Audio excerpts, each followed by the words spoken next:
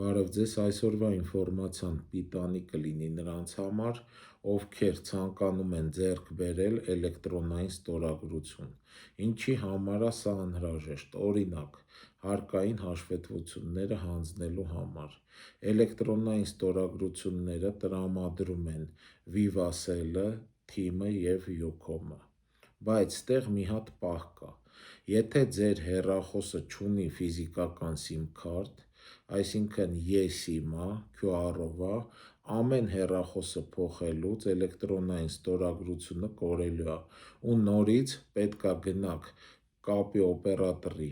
գրասենյակ և վերականգնեք։ Եթե ձեր հեռախոսը ունի ֆիզիկական SIM-քարտ, ինքը չի կորի ու կպահպանվի։